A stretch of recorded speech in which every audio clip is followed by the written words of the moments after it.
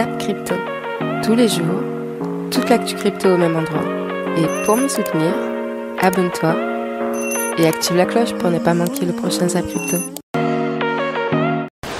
Bonsoir la cryptosphère, le Fear and Greed Index qui nous fait une petite poussée à 46 ici, dans la zone neutre, et là, toujours dans la peur, la hausse des marchés américains hier doit y être pour quelque chose. Alors, prudence au mouvement de FOMO pendant ce week-end. Le Social Index toujours dead et le Market Order Flow en recherche de vente. J'ai une petite recommandation pour vous, une nouvelle chaîne de podcast sur YouTube, les 5 minutes du coin, que vous pouvez également retrouver, il me semble, quotidiennement sur les plateformes telles que Spotify. Il vous fait le point des actus avec un brin d'humour et de légèreté. Perso, j'ai adoré son format, alors si à vous aussi il vous plaît, n'hésitez pas à vous abonner à sa chaîne. Je vous invite également à aller voir le discours en entier du président Touadéra, dont vous verrez un extrait dans ce zap. Ça vaut le détour, croyez-moi. Je le diffuserai peut-être demain en live sur Twitch pour qu'on puisse en parler tous ensemble si ça vous dit. J'en profite pour souhaiter la bienvenue aux nouveaux zappeurs et zappeuses qui nous rejoignent chaque jour. N'oubliez pas de laisser un commentaire sous tous les apps crypto pour augmenter vos chances d'être tirés au sort chaque dimanche et remporter ainsi des NFT de la chaîne Zap Crypto ou des parpaings comme certains aiment les appeler.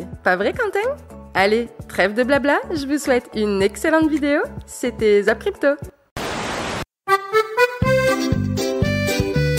Les 5 minutes. Les 5 minutes.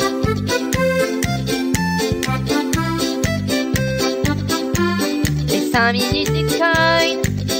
Bonjour à tous et bienvenue pour ce nouvel épisode des 5 minutes du coin. Je tenais à remercier tous ceux qui me suivent et mes 100 premiers abonnés sur Twitter. Si un jour j'atteins le million, je le jure, je cours faire une vasectomie. Ouais, je sais, j'ai vraiment pas pris de risque sur le nombre. Aujourd'hui, je commence cette émission par un proverbe simple mais efficace. Qui dépense plus qu'il ne doit, ne peut dépenser quand il voudra. Autrement dit, n'investissez uniquement l'argent que vous êtes prêt à perdre, à moins de ne vouloir vous retrouver avec une mine valétudinaire. La physionomie du marché est plutôt bonne cette semaine, malgré quelques petits clapotis. Cette reprise de couleur fait suite à l'annonce des chiffres de l'inflation américaine qui n'est que de 8,5% au lieu de 8,7%. Franchement, ça change tout. On peut même aller jusqu'à dire que les Américains ont gagné du pouvoir d'achat. On a ici ARK Invest, qui est un autre fonds d'investissement, qui a essayé de modéliser ce que pourrait donner l'entrée des fonds gérés par BlackRock. Donc vous comprenez que BlackRock gère à peu près 8,5-10 trillions de dollars, et Aladdin a lui-même en gestion 22 trillions. 22 trillions, il faut comprendre que ça correspond au PIB américain sur une année. Donc globalement, on parle de sommes qui sont colossales, 22 000 milliards de dollars tout simplement. Ici, il y a une intelligence artificielle qui appartient à ARK Invest, qui est un autre fonds d'investissement basé sur la technologie, qui a essayé de réfléchir à quelles pourraient être les allocations. Si jamais 1% des assets qui sont sous gestion par BlackRock, qu'est-ce que ça donnerait comme prix pour le Bitcoin, tout simplement. Donc là, vous voyez les gens pour qui bosse BlackRock, tout simplement, voilà, la masse, les compagnies d'assurance, les fonds, etc. Donc ça correspond au bar globalement. Et si jamais tous ces gens-là, Aladdin leur conseille de mettre 1% d'allocation de leur allocation totale sur le Bitcoin, ça nous donnera un Bitcoin, mais c'est de l'intelligence artificielle, donc ça compte que leurs fonds à eux, si vous voulez, ça ne compte pas la FOMO que tout ça pourrait créer, voilà. Globalement, 1% d'allocation, on serait à 100 000 dollars. Si jamais Aladdin leur dit, on vous conseille de mettre 2,55% d'allocation, on serait à 200 000 dollars. Et si jamais Aladdin leur conseille de mettre 6,50% de leur allocation en crypto, ça nous donnerait un Bitcoin à 500 000 dollars. Encore une fois, tout ça ne représente que les fonds qui sont gérés par BlackRock. C'est-à-dire que cette IA n'a pas dit, du coup, ça va créer une FOMO, donc le prix va augmenter encore plus, etc. Ils ont fait un ratio entre l'offre plus ou moins illiquide, celle qui sera jamais proposée à la vente, en tout cas pas avant un certain nombre de prix, et il y a une intelligence artificielle qui a calculé tout ça. Ensuite, Money Radar, le deuxième trimestre a été sanglant. Si vous n'êtes pas sorti du deuxième trimestre indemne, vous avez probablement fait mieux que la plupart des investisseurs. Regardez ça, on a à peu près tous les classes d'actifs, Bitcoin moins 56%, Ether moins 44%. Et forcément, les classes d'actifs les plus risquées vont celles qui vont prendre le plus cher durant ce genre de phase un peu compliqué. Le SP500 moins 16%, voilà, tout ce qui est stock, etc. moins 16%. Même la plupart des monnaies, vous voyez, le GBP, le AUD, l'euro, le franc suisse, l'USDT, etc. Ils ont tous baissé. Alors le USDT 0,1%, mais voilà, ils ont tous baissé. Il y a juste le VIX qui a bien monté, l'indice de la peur qui est monté à 39%. Et finalement, aux USA, suite à la perquisition du FBI dans le domicile de Donald Trump, les autorités fédérales auraient retrouvé des documents qui laissent penser que l'ancien président pourrait chercher à utiliser la DeFi pour le financement d'une potentielle campagne présidentielle en 2024, dans le but de laisser le moins de traces possible. Dans la même catégorie des problèmes auxquels se confrontent les pays africains, nous pouvons également placer les services financiers presque inaccessibles à de nombreuses personnes sur notre continent, le deuxième du globe en ordre de grandeur et compte le plus grand nombre de pays, 54. Mais comment se rendre dans une banque, ouvrir un compte ou effectuer des transactions si on ne dispose pas d'un guichet, d'une agence bancaire ou de personnel qualifié pour effectuer les opérations financières? Des études indiquent qu'environ 57% de la population africaine n'est pas bancarisée, si l'on s'en réfère à la conférence économique africaine de 2021. La solution a été plus facile que prévu. Pourquoi pas un téléphone? Oui, cet appareil mobile qui est arrivé dans le coin le plus éloigné de la jungle ou sur les plus hautes montagnes. L'alternative à la banque traditionnelle est le smartphone, tout comme l'alternative à l'argent liquide et à la bureaucratie financière sont les crypto-monnaies. Et savez-vous que plus de la moitié des opérateurs mobiles du monde sont situés en Afrique subsaharienne? De manière presque incroyable, le sous-développement des infrastructures a fait de l'Afrique un vecteur parfait pour les crypto-monnaies. Cette monnaie numérique qui ne nécessite qu'un smartphone pour pouvoir accéder au réseau blockchain. Cette technologie est le vecteur qui permettra à l'Afrique de progresser vers une économie numérique unique. Quant aux citoyens, il sera gagnant à tous les niveaux. Il vivra dans un pays en plein essor économique, ce qui signifie création d'emplois, exploitation de ressources naturelles et prospérité.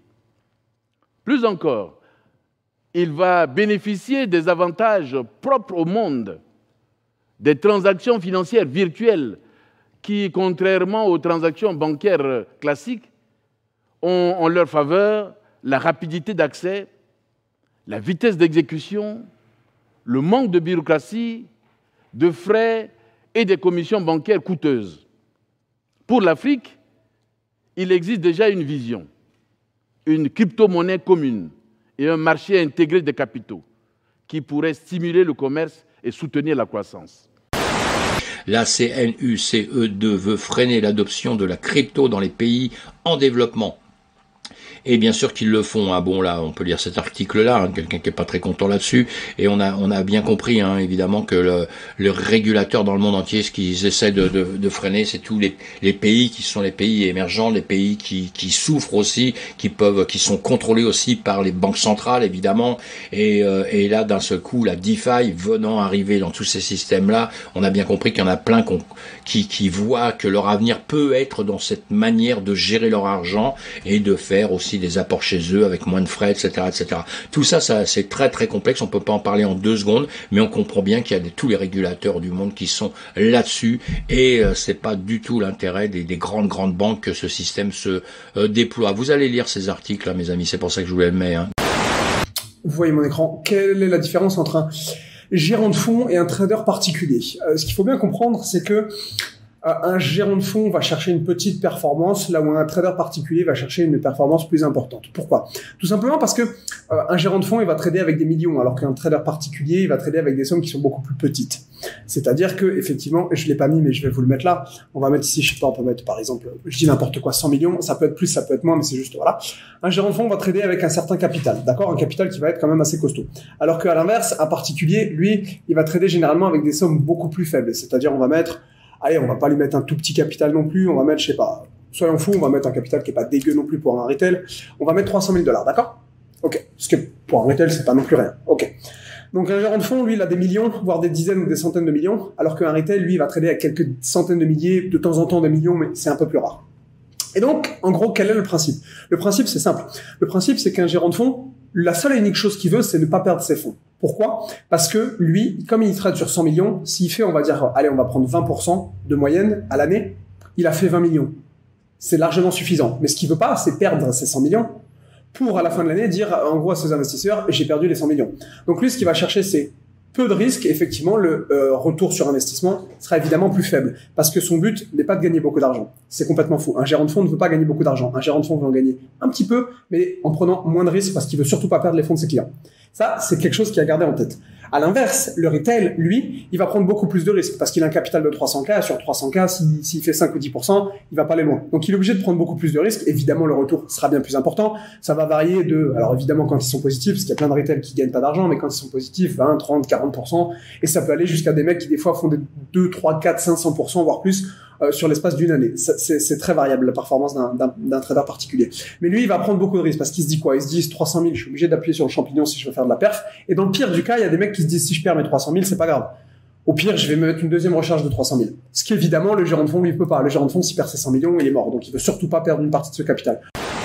Conseil numéro 2, écrire encore et encore. Et oui, il y a beaucoup trop de personnes en fait qui investissent sans avoir de plan. Et selon moi, c'est une énorme erreur qui coûte bien trop cher pour l'ignorer. Je te donne un exemple simple. Quand tu pars en voyage dans un lieu par exemple qui est très peu connu, où tu ne parles pas du tout la langue du pays, tu préfères partir à l'arrache sans plan ou tu préfères prendre quelques précautions avant de partir pour pouvoir par exemple programmer où tu vas dormir, comment tu vas manger, ce que tu vas visiter, comment tu vas te déplacer, etc. etc.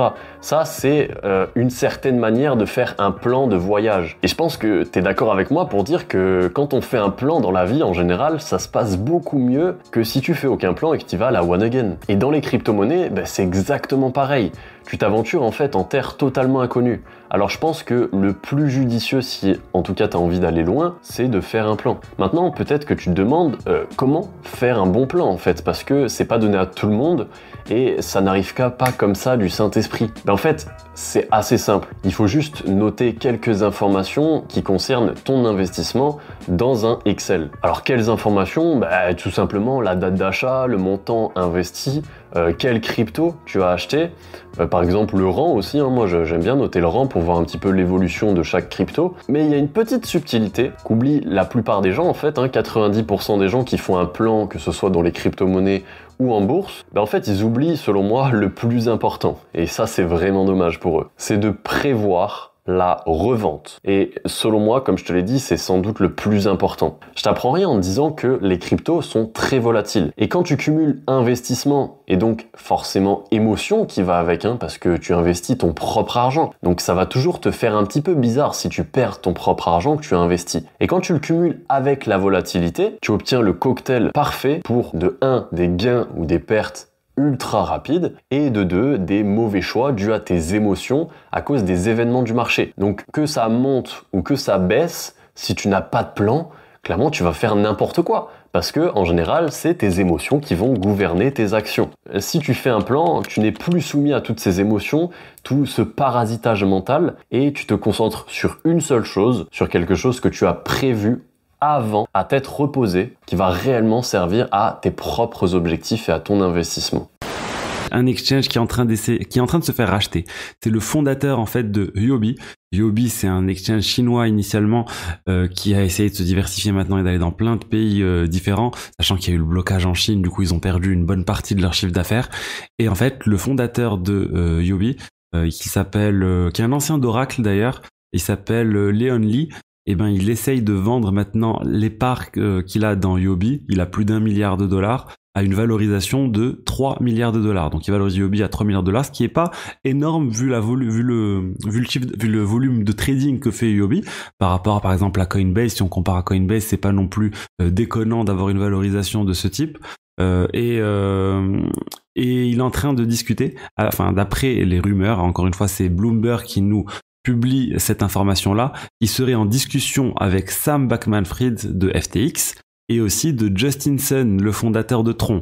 Ils veulent tous les deux, ils seraient tous les deux intéressés pour racheter les parts de ce milliardaire dans Huobi, sachant qu'on le sait bien, FTX essaie de racheter plein d'exchanges en ce moment. Justin Sun, il a aussi plusieurs milliards de dollars, il peut clairement se permettre d'acheter un exchange de ce type, sachant qu'il a déjà Poloniex et il a d'autres exchanges, il a d'autres projets crypto. Donc ça, je pense que ça va se faire. Au final, ils vont réussir à vendre tout ça. Au pire, ils vont négocier sur les prix. Mais ce qui est étonnant, c'est que en fait, ils ont contacté, Bloomberg a contacté FTX, et FTX n'a pas clairement dit qu'ils souhaitaient racheter. Enfin, ils ont refusé de répondre. Et Justin Sun a dit dans un message à Bloomberg qu'il n'était pas du tout en négociation avec Lee. Ça veut pas dire qu'ils sont pas en discussion sur qu'est-ce qu'ils pourraient acheter, mais en tout cas, a priori, ils sont pas encore rentrés dans la phase de négociation. Donc, on est en train de voir, je pense, une consolidation des divers exchanges. Même, il y a aucune raison que Binance soit pas intéressé par acheter ce type d'exchange. Ils rachètent aussi, ils investissent dans plein de projets différents. Et voilà, encore un exchange qui se retrouve en fait en difficulté pour grandir, on va dire, à l'échelle internationale. Parce que autant en Chine c'était facile, ils étaient assez. Enfin, à un moment c'était le premier exchange de Bitcoin hein, en termes de volume, mais bon, ça va rapporter un coup dur les restrictions en Chine. Sinon, dans les suites de Tornado Cash, hein, vous savez, le Trésor américain vient d'interdire Tornado Cash, et donc là, on commence à voir les manifestations réelles. On savait pas qui étaient les développeurs historiquement, mais comme à chaque fois, on finit toujours par savoir. Et donc là, on a déjà donc en Hollande des développeurs de Tornado Cash qui viennent d'être arrêtés. Et donc voilà, on a quand même des manifestations très claires. En fait, c'était ça, c'était vraiment la grande question derrière la DeFi. Est-ce que la DeFi c'est juste un protocole? Est-ce que c'est-à-dire juste un programme informatique, ou est-ce que derrière il y a une équipe de développeurs? Et il y a toujours derrière une équipe de développeurs qu'on peut rendre responsable en fait. C'est ça toute la question en fait. C'est qui est responsable ce sont des réseaux, hein. Ce sont des réseaux enregistrés sur des réseaux. C'est concrètement les protocoles sont enregistrés sur Ethereum, sur Solana, sur tous les différentes blockchain, et donc à partir de là, une fois qu'ils sont lancés, une fois qu'ils sont déployés, ils appartiennent au réseau, c'est-à-dire au réseau des mineurs, des utilisateurs, des développeurs. Mais qui est responsable? Alors, est-ce que c'est tout le réseau, ou est-ce que c'est ceux qui ont lancé le protocole? Eh bien, je pense qu'on va le savoir assez rapidement, mais a priori, évidemment, ça va être ceux qui ont déployé le protocole, qui l'ont conçu et qui l'ont déployé, qui l'entretiennent. Mais maintenant, c'est entretenu. La plupart de ces protocoles sont détenus et entretenus par des DAO. Et donc des Decentralized Autonomous Organization, et ça va m'intéresser de savoir comment eux ils vont justement aller s'en prendre juridiquement hein, à des DAO qui sont aussi des programmes d'informatique, ce sont des réseaux hein. Et donc super intéressant. Je pense que bon, je dis pas, je pose pas de jugement de valeur. En tout cas, on voit les réactions des différents protocoles à ce genre d'intervention. On reste dans les actualités en lien avec le bannissement de Tornado Cash avec l'écosystème crypto qui s'inquiète de la perte de décentralisation. En effet, le fondateur de MakerDAO, qui est, je vous le rappelle, la DAO qui gère le stablecoin décentralisé DAI, a annoncé que suite au gel de plusieurs wallets par Circle, le projet devait rapidement trouver une alternative à l'USDC pour backer son stablecoin, étant donné qu'un stablecoin décentralisé ne peut pas dépendre d'un acteur centralisé qui, du jour au lendemain, peut décider de geler des fonds. Et bien que le fait que Circle puisse geler des fonds soit bien connu, le gel des 38 wallets en lien avec Tornado Cash a été vivement critiqué par la communauté et a eu l'effet d'une piqûre de rappel sur les acteurs de la finance décentralisée. Et donc pour le fondateur de MakerDAO, il faut que le projet réfléchisse à un modèle qui permettra de s'affranchir de la dépendance à l'USDC, voire même de tout stablecoin adossé au dollar, car si un jour Circle décide de bloquer des fonds qu'ils possèdent pour garantir leur stablecoin, cela pourrait entraîner un dépeg qui pourrait être catastrophique pour l'écosystème, étant donné que le jeton est très utilisé dans la DeFi et qu'il s'agit du 4e stablecoin en termes de capitalisation. À savoir qu'à l'heure actuelle, l'USDC représente la majeure partie des jetons garantissant leur stablecoin comme vous pouvez le voir à l'écran, et il propose de remplacer les USDC par des Ethers. Mais Vitalik Buterin a réagi en disant que ce n'était pas une très bonne idée, car si l'ETH venait à perdre fortement en valeur, l'ensemble des garanties perdrait ainsi en valeur, et donc le stablecoin pourrait ne plus être garanti intégralement. Bref, on voit ici que l'affaire Tornado Cash n'a pas fini de faire des vagues dans l'écosystème crypto, et il semblerait qu'il y aura un avant et un après Tornado Cash pour la décentralisation de l'écosystème. La crypto-monnaie est révolutionnaire. Elle va démocratiser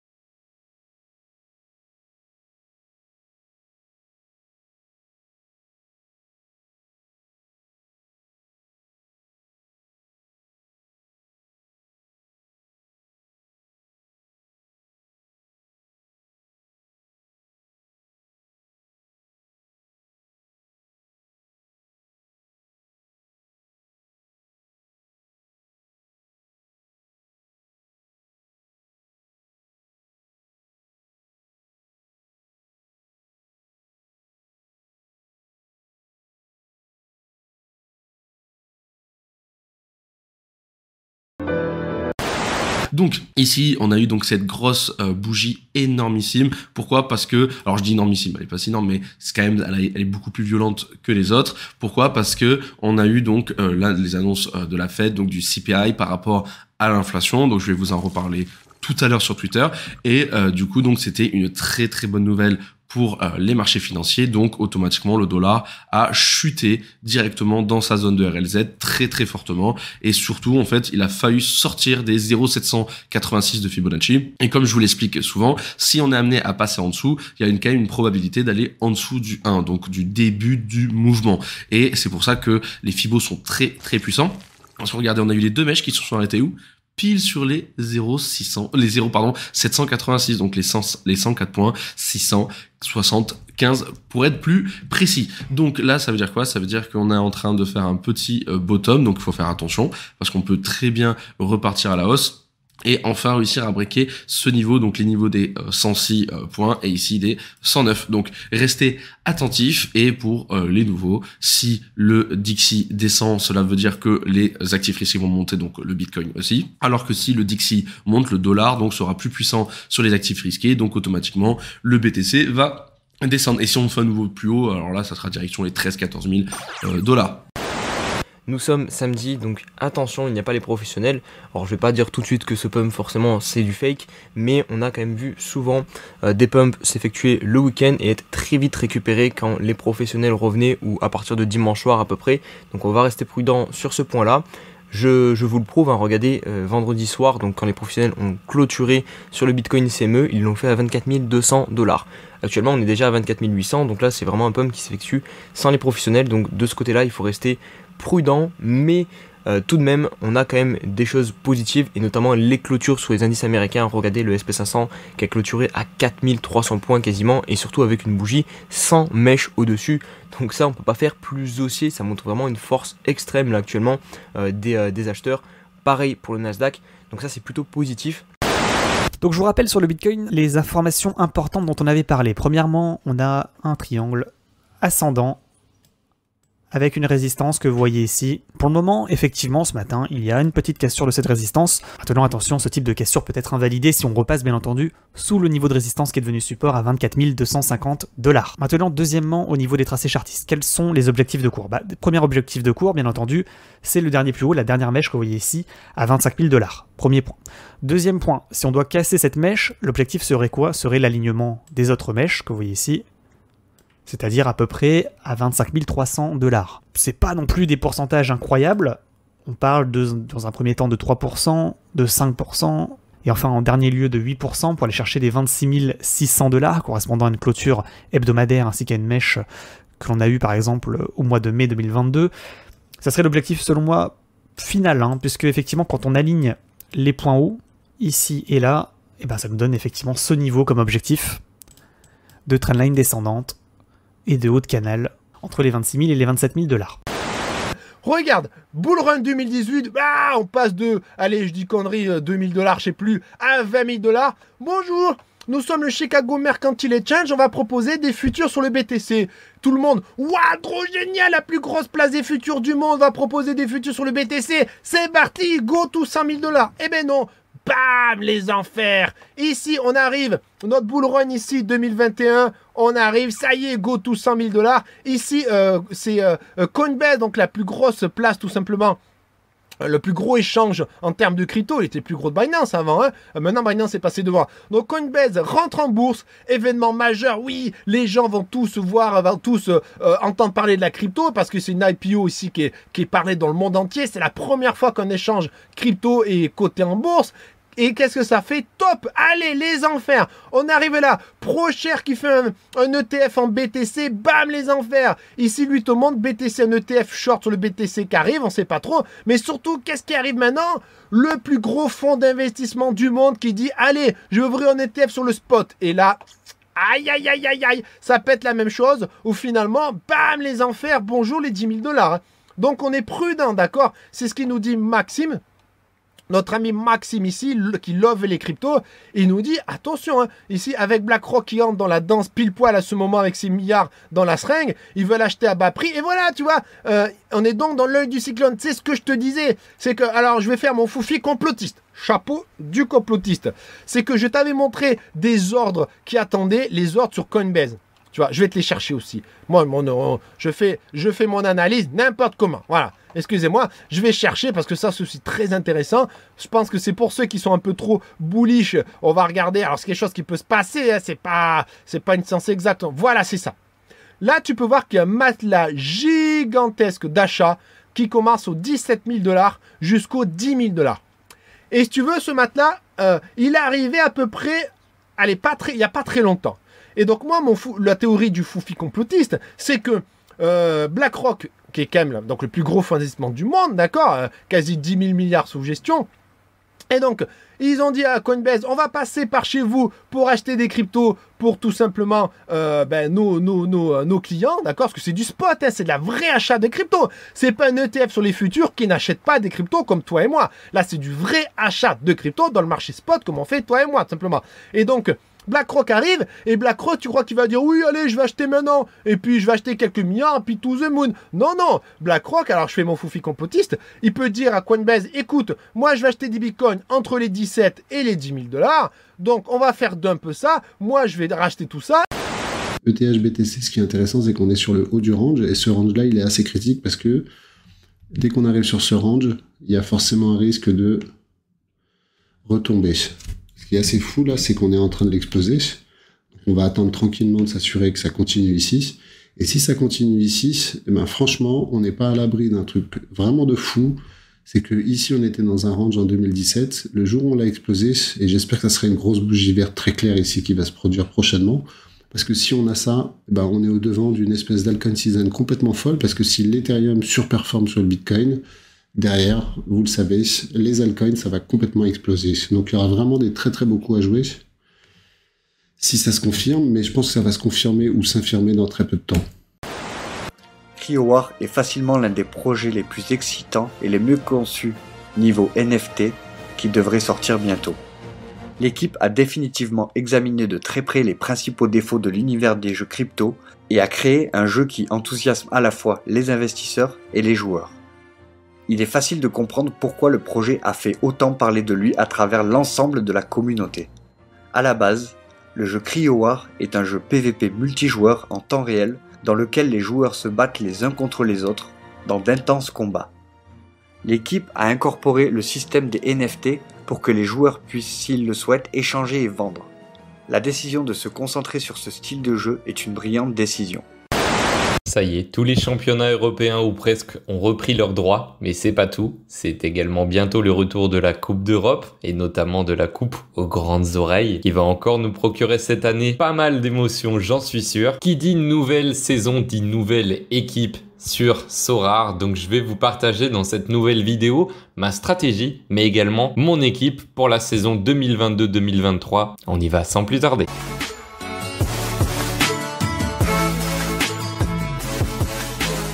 Alors, avant de vous présenter mon équipe, je vais commencer par vous présenter ma stratégie. Pour que vous compreniez bien un petit peu de là où je suis parti, juste un petit retour en arrière. Moi, j'ai découvert Sorare parce que de base, je suis vraiment fan de... Enfin, j'ai découvert à la base la crypto. Je suis très bullish, comme on dit. Je crois beaucoup en la blockchain Ethereum, en la crypto-monnaie de l'ETH du coup. Forcément, je suis fan de foot, je suis fan de crypto. J'adore l'ETH, vous imaginez que j'ai assez rapidement découvert Sorare, j'ai donc commencé en fin d'année dernière et j'ai commencé du coup petit à petit à me faire une équipe.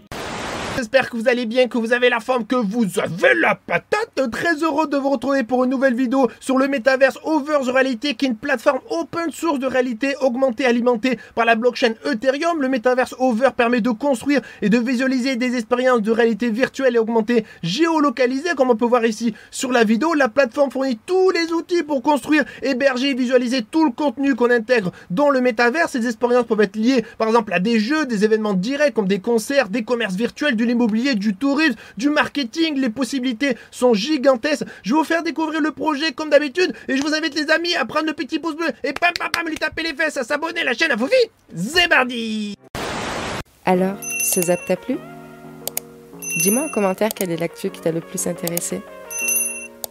Et si tu as manqué les actus d'hier, retrouve juste ici le zap crypto de la veille.